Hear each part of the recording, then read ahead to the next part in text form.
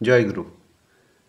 আমাদের অনেকের মনে একটা প্রশ্ন রয়েছে যে দীক্ষা কেন নেওয়া প্রয়োজন এবং সেই দীক্ষা নিতে গেলে সদ্গুরুর কাছেই বা কেন নিতে হবে।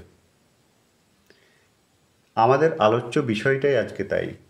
এ প্রসঙ্গে আমরা জেনে নেব শ্রী শ্রী ঠাকুর এ বিষয়ে কী বলেছিলেন।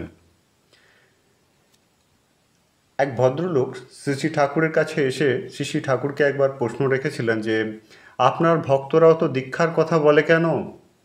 শ্রী শ্রী ঠাকুর উত্তরে জানিয়েছিলেন তাকে, দীক্ষা নেওয়া মানে দক্ষতা লাভের কৌশল জানা। সেই কৌশল জেনে নিয়ে তদনুযায়ী অনুশীলন করতে হয়।